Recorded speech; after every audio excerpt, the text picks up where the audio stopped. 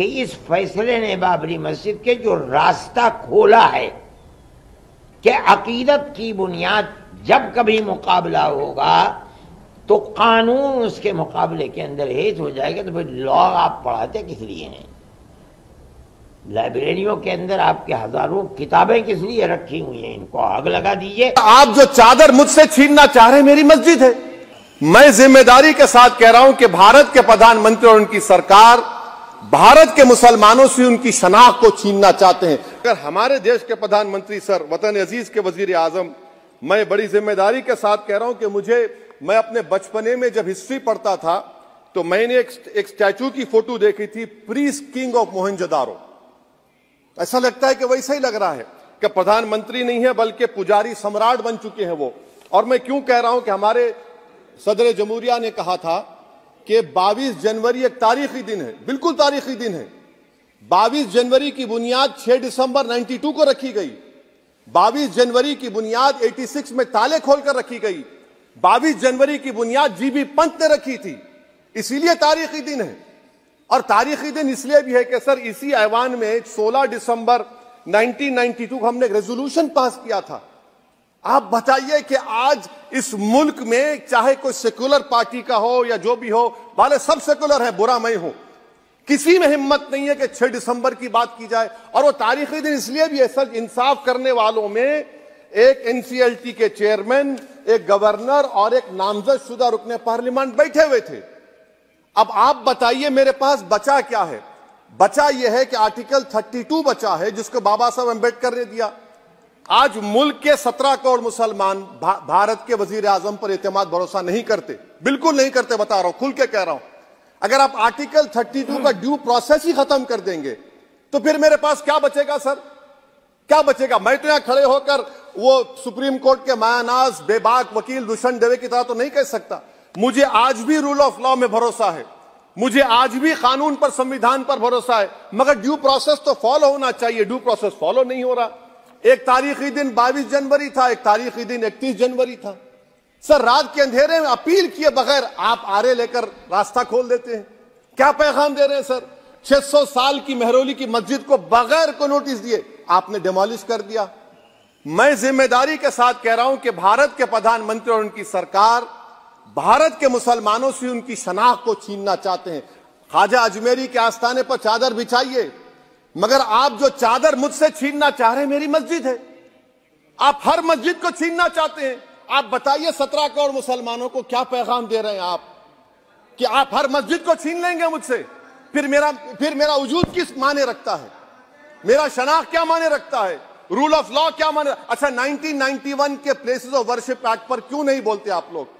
آپ اس پہ قائم ہے نہیں ہے۔ آپ 500 سال کی بات کرتے، میں آپ سے کہتا ہوں بھائی 500 سال پہ مت جائیے، بودھ پہ جائیے، جینزم پہ جائیے، شیوزم پہ جائیے، کہاں رکیں گے؟ ارے اس دیش کو آزادی ملی 47 میں، سمویدھان ملا ہم کو بابا صاحب امبیڈکر کا برابری کا، اس سے پہلے تو راجا رجوالے تھے، جمہوریت نہیں تھی، لوک تنتر نہیں تھا، مگر آپ اس کو اس بارے میں لے کے جاتے ہیں۔ ارے 500 سال آگے کیا ہوگا بتائیے؟ آپ کسی ایک سیولائزیشن، سر ایسا انگریزی میں کسی نے کہا تھا civilization cannot be rewritten by hatred, history cannot be corrected by demolition۔ آپ یہ نہیں کر سکتے۔ اور میں امید کرتا ہوں کہ جب مورخ تاریخ لکھے گا، نریندر مودی اس ملک میں تاریخ لکھنا چاہتے ہیں۔ کیا تاریخ لکھنا چاہتے ہیں؟ کہ میں نے اس دیش کو، گاندھی امبیڈکر کے دیش کو میں نے ہندو راشٹر بنا دیا۔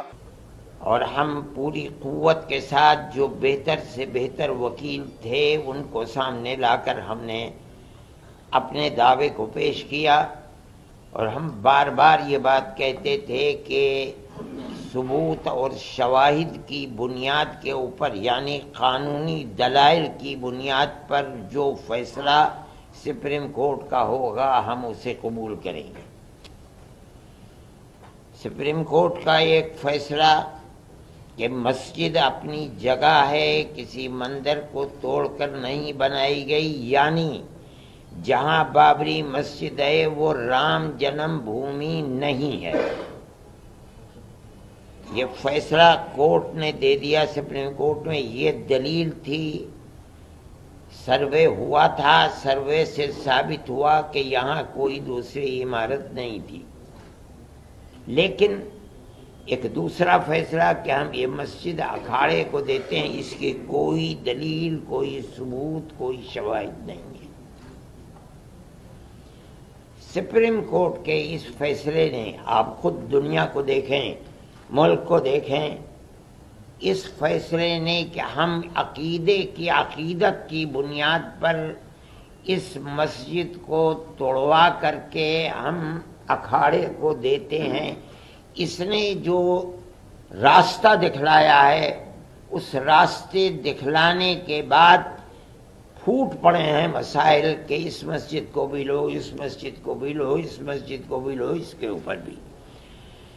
اس کا مطلب ہے کہ قانون کے راستے کے اوپر چلنا جو کورٹ کا امتیاز تھا، صرف بابری مسجد کے فیصلے نے ایک راستہ دکھلایا کہ نہیں، ان تمام قوانین اور قواعد کی لائبریریوں کو، ان کی کتابوں کو آگ لگاؤ، کوئی چیز نہیں ہے۔ فیصلے مذہب کے اندر جو بھی ہوں گے وہ عقیدے کی بنیاد کے اوپر ہوں گے، عقیدت مندی کی بنیاد پر ہوں گے، تو ملک کیسے چلے گا؟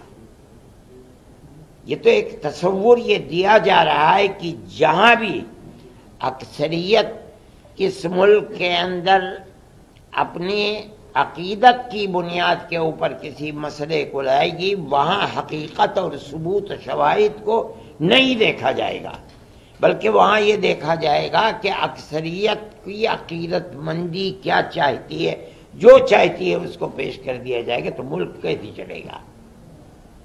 یہ ایک بات ہے سوچنے کی۔ ہم صرف اتنی ہی بات کہنا چاہتے ہیں کہ اگر روش یہی چلے گی تو چاہے وہ کسی بھی اقلیت کا فرد ہو، چاہے وہ سکھ ہو، چاہے وہ جین ہو، چاہے وہ مسلمان ہو، چاہے وہ عیسائی ہو، کسی مسئلے کے اندر اس کو فیصلہ نہیں ملے گا۔ اگر مقابلے کے اندر تناؤ ہے اور اس کے اندر عقیدت اکثریت کی اس کے اندر دخل رکھتی ہے، تو اس کے مقابلے کے اندر قانون بیکار اور بے اثر ہو جائے گا۔ یہ بات میں ہی نہیں کہہ رہا ہوں، سمجھدار اور بڑے بڑے وکلاء یہ بات کہہ رہے ہیں کہ اس فیصلے نے بابری مسجد کے جو راستہ کھولا ہے کہ عقیدت کی بنیاد جب کبھی مقابلہ ہوگا تو قانون اس کے مقابلے کے اندر ہیج ہو جائے گا، تو پھر لا آپ پڑھاتے کس لیے ہیں؟ لائبریریوں کے اندر آپ کے ہزاروں کتابیں کس لیے رکھی ہوئی ہیں؟ ان کو آگ لگا دیجئے۔ یہی مسئلہ ہے۔ یہ ملک کا میں سمجھتا ہوں بہت بڑا المیہ ہے کہ اس ملک کے اندر آج مسلمان یہ کہہ رہا ہے کہ مسئلے کی بنیاد لوور کورٹ سے لے کر سپریم کورٹ تک عقیدت کے اوپر ہے، قانون کے اوپر نہیں ہے۔